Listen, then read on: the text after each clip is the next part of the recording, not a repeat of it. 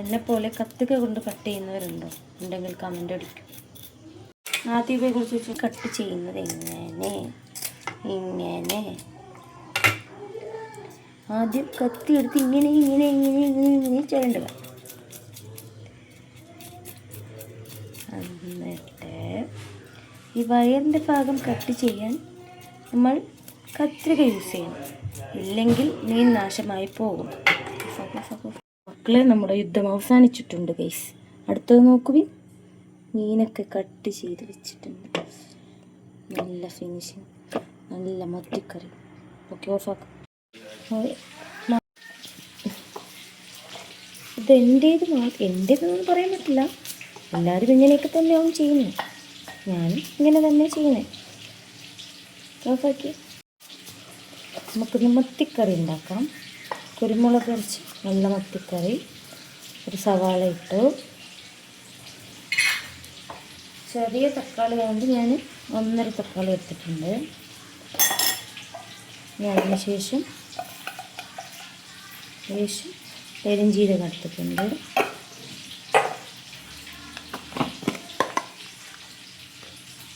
കുരുമുളക് പൊടി ഞാൻ കുറച്ച് കൂടുതൽ എടുത്തിട്ടുണ്ട്. എരിവിനനുസരിച്ച്, എനിക്ക് നല്ല എരിവ് വേണം.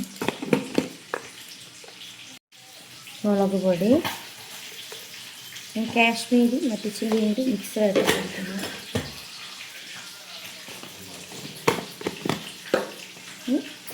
കുറച്ച് മല്ലിപ്പൊടി. കറക്റ്റ് അളവൊന്നും അറിയില്ല കേട്ടോ, ഞാൻ എൻ്റെ രീതിയിലാണ് എടുക്കുന്നത്.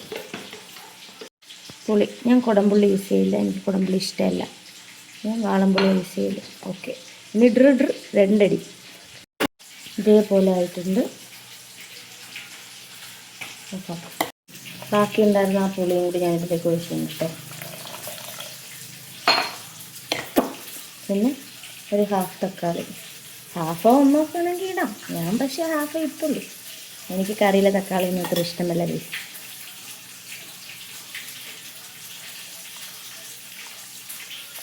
കൂടിയിട്ട് നമുക്കിത് മൂടി വെച്ച് നല്ലപോലെ ഉണ്ടാതിരിക്കും മോളെ, അടച്ച് വേവിക്കാം. ഇത്രയും മത്തി കിട്ടിയിട്ട് നമ്മൾ മത്തി ഫ്രൈ ചെയ്യാതെ പോകുന്നത് മോശമല്ലേ? മലയാളികളുടെ വികാരമാണ് മത്തി ഗൈസ്. ലേശം മഞ്ഞൾപ്പൊടി, കുരുമുളക് പൊടി ഞാൻ ആദ്യം ഇട്ടു കേട്ടോ. കുറച്ച് മുളക് പൊടി. മല്ലിപ്പൊടി ഞാൻ യൂസ് ചെയ്യാറില്ല, വേറെ ആരെങ്കിലും യൂസ് ചെയ്യുമെന്ന് എനിക്കറിയില്ല.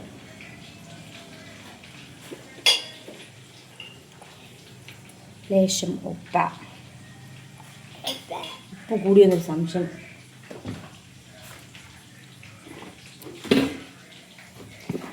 ലേശം വെളിച്ചെണ്ണ. ഇനി നമുക്ക് അരപ്പെല്ലാം തേച്ച് സെറ്റാക്കി അത് 15-20 മിനിറ്റ് നമുക്ക് ഫ്രിഡ്ജിൽ വയ്ക്കും. അപ്പോൾ സെറ്റായിരിക്കും.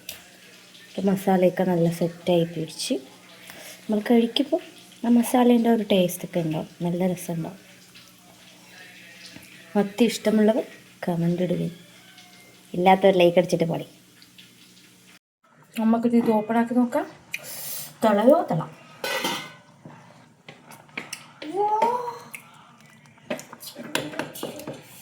നമുക്ക് മീൻ ഓരോന്നായിട്ട് ഇട്ട് കൊടുക്കാം. വരുന്നില്ല ഗൈസ്, മീൻ വരുന്നില്ല.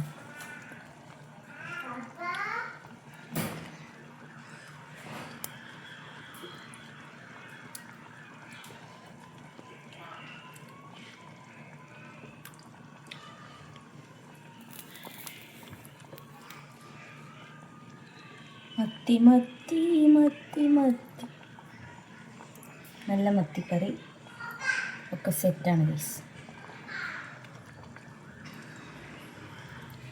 ഇനി നമുക്ക് 15 ഒരു 10 അങ്ങനെ കറക്റ്റ് ടൈമൊന്നുമില്ല, നമുക്ക് തോന്നുമ്പോൾ എടുത്തോ. അടച്ച് വെച്ച് നമുക്ക് വേവിക്കാം.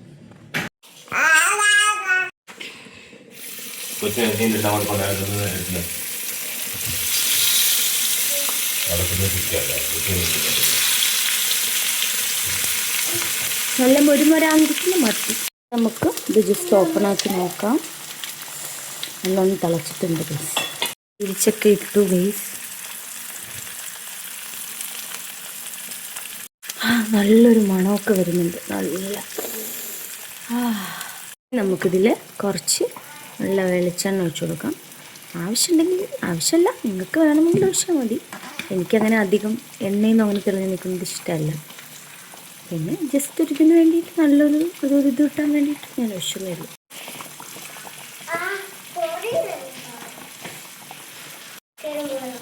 ജസ്റ്റ് ഉപ്പ് നോക്കാം.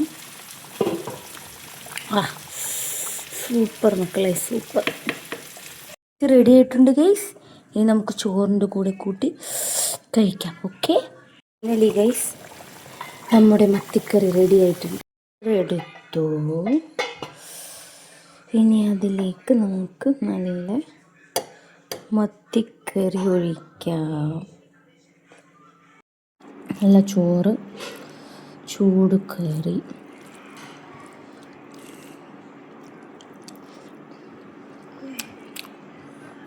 Guys, super super.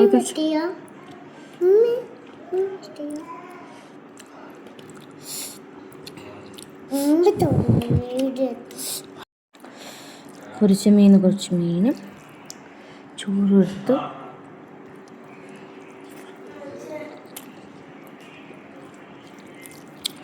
Super guys, super.